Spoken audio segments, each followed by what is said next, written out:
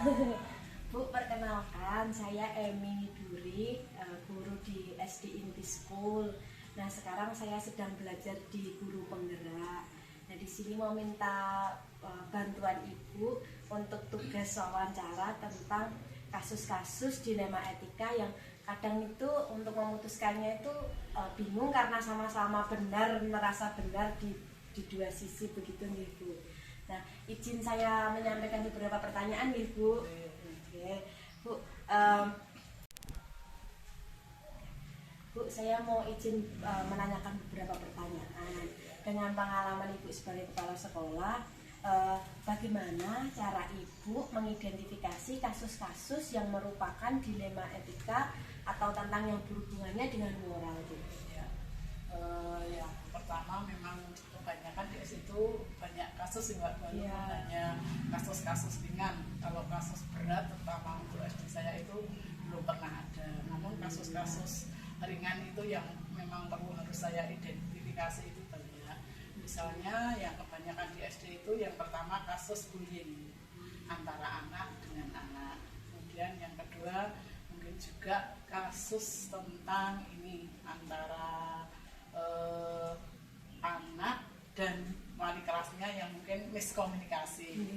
Adapun juga kasus antara orang tua wali dengan guru atau bahkan dengan siswa yang lain yang kemungkinan mungkin terjadi miskonsepsi antara laporan anaknya sendiri ke rumah dengan kejadian di sekolah itu berbeda. Atau bahkan ada juga kasus tentang antara miskomunikasi antara guru dengan guru seperti itu. Oke Bu, baik. Lalu bagaimana Ibu menjalankan atau mengambil keputusan di sekolah Ibu, terutama kasus-kasus di mana ada dua kepentingan yang sama-sama benar dan sama-sama mengandung nilai kebajikan, cuma harus Ibu putuskan. Jadi bagaimana Ibu cara menjalankan pengambilan keputusan tersebut, Bu? Ya, misalnya untuk dua keputusan yang memang sama-sama baik, kita tetap harus memiliki prioritas, Mbak. Kita prioritaskan mana yang terbaik terlebih dahulu. Jadi terus tidak langsung gimana ya ambil keputusan secara beda, tidak. Tetap kita harus mempunyai namanya juknis atau aturan yang sudah ada dari misalnya dari dinas itu seperti apa. Kemudian aturan tersebut kita sampaikan kepada mereka yang memiliki dilema etik, sehingga kita bisa benar-benar mengambil keputusan secara tepat. Dan tidak lupa tentunya tetap kita musyawarahkan secara transparan, secara terbuka kepada pihak-pihak yang berkepentingan seperti itu. Jadi ada prioritas dan juga ada musyawarah gitu nih Bu. Ibu untuk selanjutnya dari tadi prioritas kemudian langkah-langkah tersebut, nah langkah-langkahnya atau prosedur seperti apa yang biasa Ibu lakukan selama ini? Yang pertama yang mana dulu nih Bu? Ya, kalau saya tetap memang itu keputusan itu harus ada SOP-nya ya Mbak, harus ada prosedurnya. Pertama memang kita mesti harus memiliki pegangan yang kuat, artinya aturan ataupun juknis dari dinas terutama atau mungkin malah dari pusat seperti itu harus kita gunakan sebagai pegangan agar kita tidak keluar dari rambu-rambu yang ada. Kemudian setelah itu kita juga harus memusyawarahkan kepada guru-guru, kepada kalau orang tua ya dengan orang tua atau seperti apa. Kemudian kita cari solusinya dengan menanyakan dari pihak yang pertama maupun pihak yang kedua agar mereka semua itu jelas seperti itu. Berarti pakai ini ya Bu, aturan ya Bu, aturan harus pegangan penting tuh ya Bu ya. Lalu hal-hal apa saja yang selama ini Ibu anggap efektif dalam mengambil keputusan? Hal yang dianggap efektif ketika mau ngambil itu yang mana Ibu? Kalau yang efektif memang benar-benar harus dimusyawarahkan, kita harus ketemu, kita ambil mufakat bersama, itu yang paling efektif dan tidak di luar jalur dari aturan yang sudah ada. Setelah melalui aturan yang sudah tertulis dinas itu ya, tetap kita musyawarahkan mana yang sesuai, tapi tetap tidak boleh melanggar dari aturan tersebut.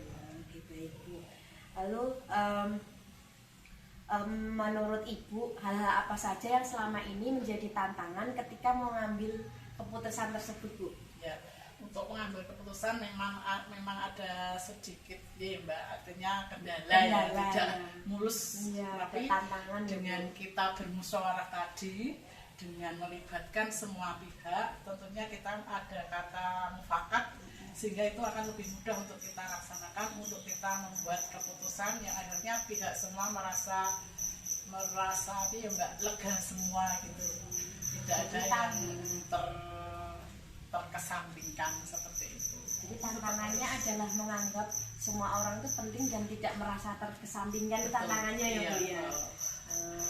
Tidak memihak salah satu. Ya. Oh iya. Harus ya Mbak, harus Adil, adil. bahasa Jawanya ya Bu. Tidak boleh malah memecah belah. Oh iya, baik Ibu. Lalu berikutnya Bu, apakah Ibu memiliki sebuah jadwal tertentu dalam sebuah penyelesaian kasus, atau Ibu langsung menyelesaikan di tempat, atau memilih sebuah jadwal menyelesaikan, atau bentuk prosedur seperti apa yang Ibu jalankan? Kan Ya. setiap masalah itu beda. Iya ya, oh iya. Gini, setiap masalah kan beda-beda, mana yang urgent harus segera diselesaikan, mana yang tidak. Nah kalau memang itu urgent harus segera diselesaikan, kita langsung ambil tindakan Mbak. Kita panggil mereka-mereka yang bermasalah, terus kita musyawarahkan, langsung kita tindak lanjuti hari itu juga. Tidak usah apa ya Mbak, kalau urgent loh, tidak usah menunda-nunda, karena nanti kalau ditunda-tunda malah bisa justru semakin melebar seperti itu. Yang urgent harus segera diselesaikan. Kemudian kalau di sekolahan kami itu kita biasakan setiap hari Senin pagi setelah upacara itu ada briefing. Itu salah satunya juga untuk mengatasi nanti kalau ada masalah-masalah, boleh setiap guru menyampaikan apa masalahnya, kita sampaikan. Nanti kalau masalah tersebut tidak begitu urgent, bisa kita jadwalkan.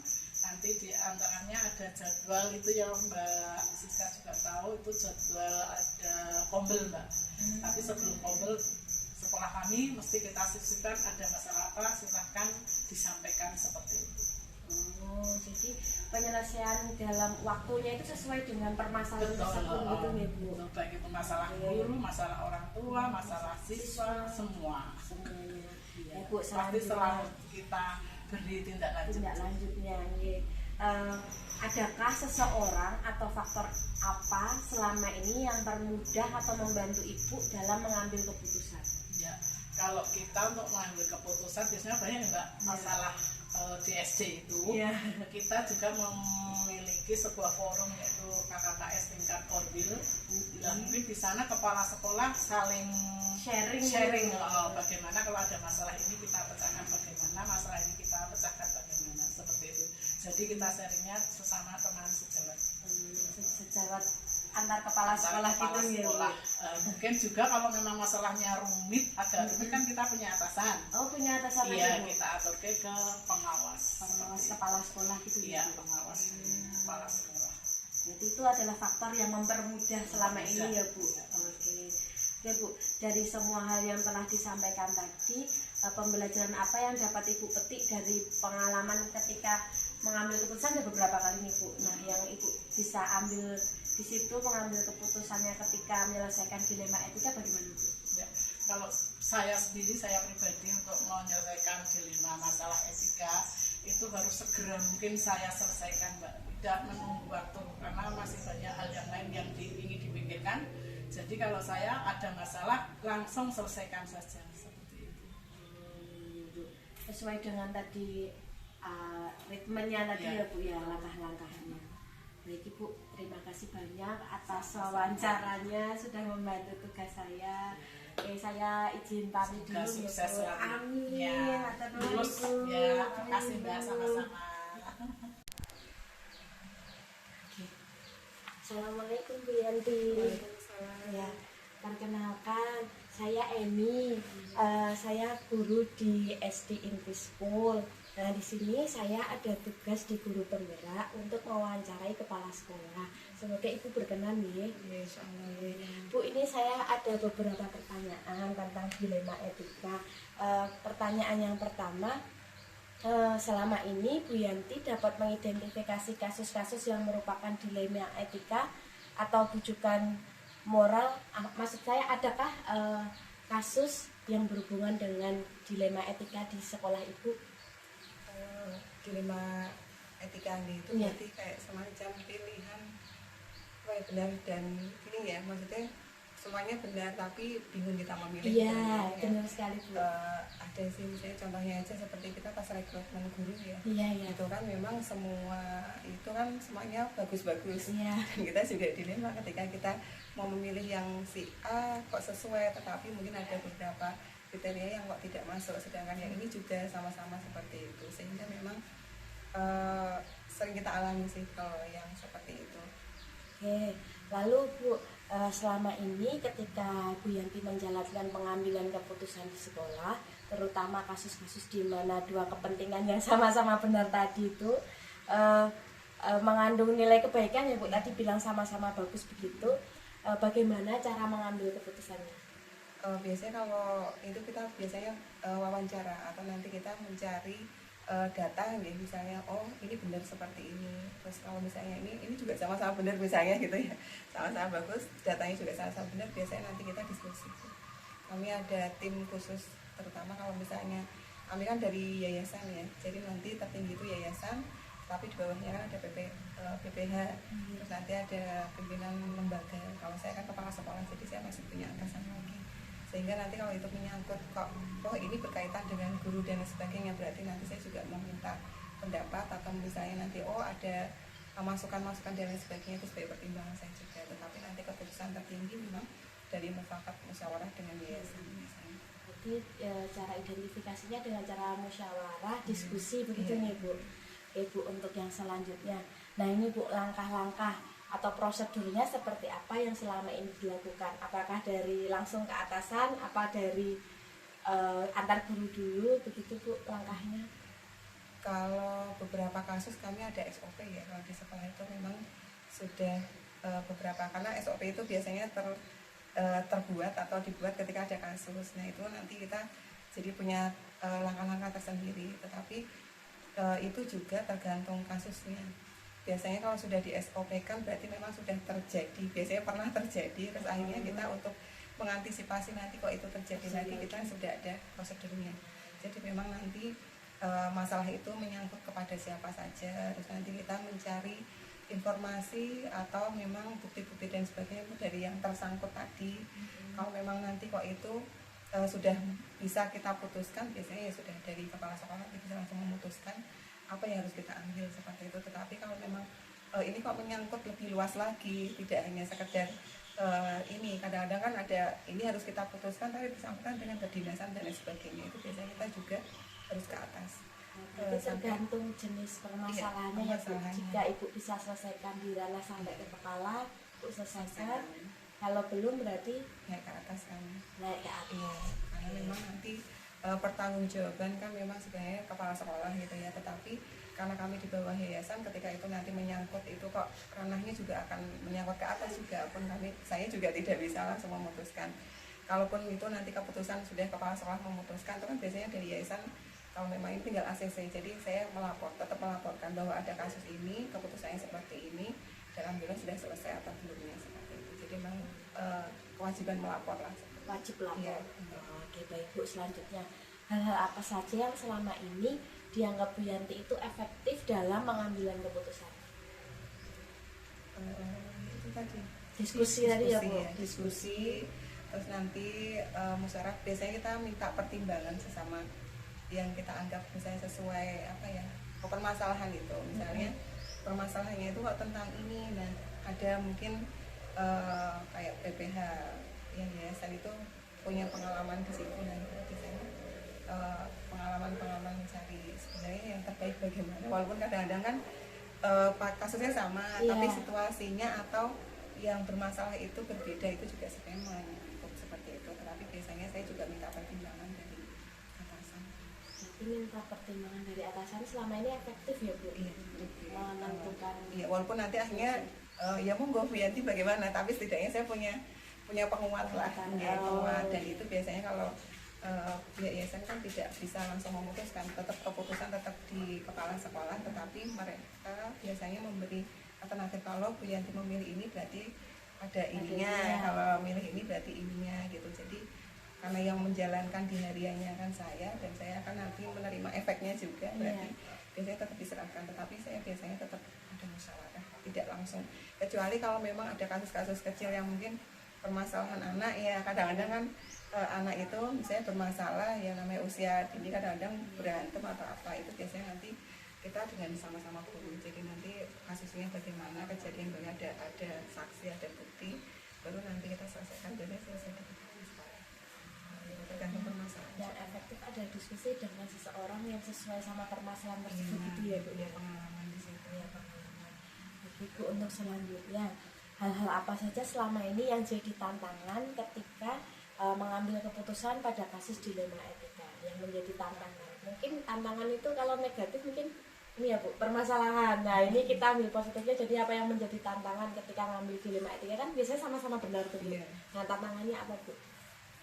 Tantangannya biasanya siap untuk tidak disukai ya.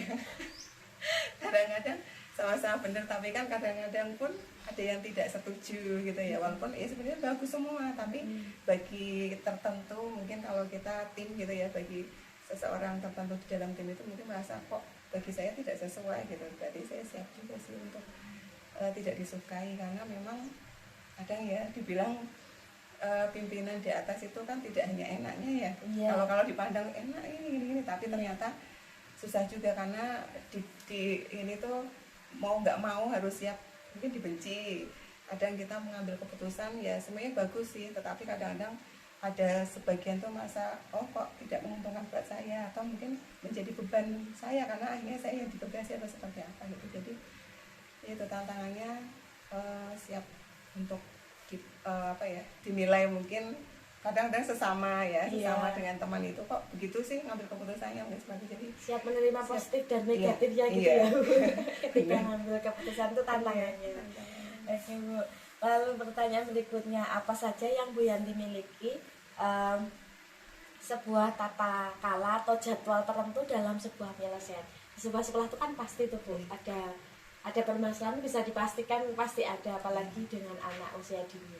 Nah, adakah jadwal yang Ibu terapkan untuk menyelesaikan masalah, atau ya udah kalau ada masalah langsung diselesaikan begitu Bu? Kalau saat ini sih kasuistik ya. Jadi kalau misalnya ada masalah kita penyelesaian, tetapi tidak dijadwalkan. Jadi misalnya kecuali untuk mengantisipasi, seperti misalnya kan kita di awal itu sudah ada penilaian awal tentang perkembangan anak nih. Jadi perkembangan anak itu seperti ini dan ini butuh penanganan khusus mungkin seperti itu. Biasanya kita ada jalan, misalnya bagaimana kita mau ketemuan dengan wali, bagaimana kita mau melangkah, maksudnya apa yang harus kita lakukan seperti itu tergantung kasusnya juga. Tetapi kalau memang saat itu terjadi ya saat itu mungkin kita bisa langsung. Jadi tidak ada jadwal mungkin setiap hari apa, setiap hari apa itu tidak. Tetapi kalau rakor atau koordinasi dengan guru kita memang ada jadwalnya, tapi tidak selalu membahas kasus. Jadi di situ kadang membahas kasus, kadang tidak ya Bu. Oke. Nah, lalu pertanyaan berikutnya, apakah Ibu selalu menyelesaikan masalah di tempat saat itu juga, atau masih ada prosedur yang harus dilalui untuk memutuskan sesuatu Bu? Tergantung juga masalahnya. Jadi misalnya saat itu memang harus diputuskan, saat misalnya ada kasus tentang anak dan guru misalnya gitu. Kalau kita sudah hari itu juga kita menemukan data, kita tahu kejadian sesungguhnya dan sebagainya, kita juga langsung bisa, berarti hari ini pokoknya harus ditemui wali dan sebagainya, seperti itu harus langsung diputuskan, karena itu kan urgent ya. Kalau ditunda-tunda malah nanti berlarut seperti itu. Tetapi ada juga kalau misalnya kok kasus yang memang harus bertahap, seperti itu juga kita menyesuaikan. Jadi tergantung kasus dan urgensinya ya Bu ya. Kalau memang urgent dan harus saat itu kita putuskan ya hari itu, tapi tetap saya koordinasi dengan beberapa yang terkait, tidak langsung, tidak otoriter saya, tidak seperti itu. Jadi tetap saya misalnya ada seperti ini, terus cari data maksudnya dan yang terkait biasanya. Menurut jenengan gimana kalau seperti ini, memang bagaimana nanti kalau ada masukan dan sebagainya kita sudah pertimbangkan apa ya efek positif negatifnya, dan yang terbaik bagaimana yaitu yang kita lakukan. Oke, baik Bu. Untuk selanjutnya, adakah seseorang atau faktor apa saja yang selama ini mempermudah Ibu dalam pengambilan keputusan dilema etika? Seseorang atau apa ya ini faktor-faktor yang mempermudah Ibu? Apa ya, kalau faktor mungkin yang penting tenang ya. Tenang, sama yang penting kita tenang dulu deh.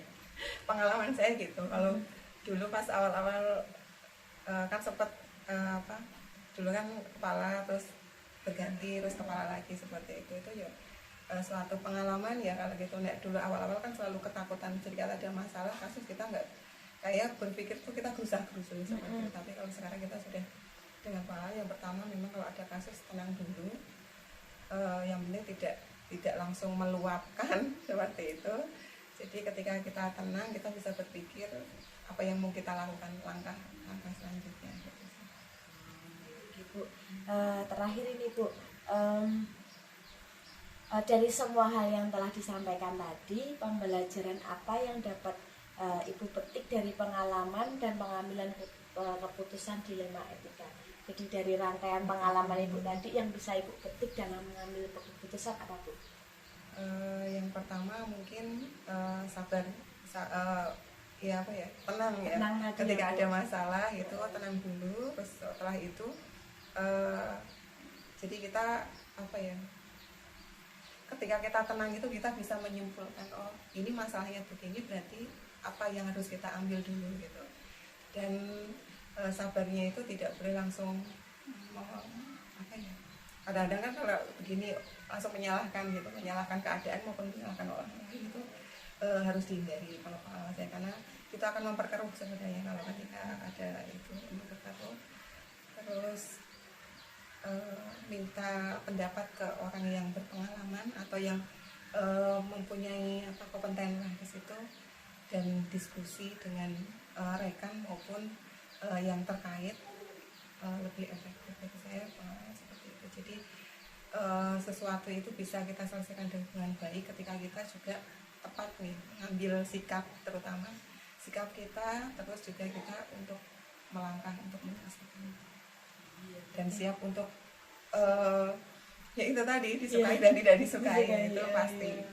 Kita harus diskusi gitu ya Bu ya, terus apa namanya, tanya juga kepada seorang yang kompeten di masalah tersebut gitu, dan siap dengan resiko dari pengambilan tersebut, harus siap dari awal ya Bu ya. Oke, Bu, sepertinya pertanyaannya hanya itu. Nah, saya ucapkan terima kasih sekali. Saya belajar banyak tentang pengambilan keputusan ini. Terima kasih banyak atas waktunya. Saya izin pamit Ibu. Sama-sama, terus.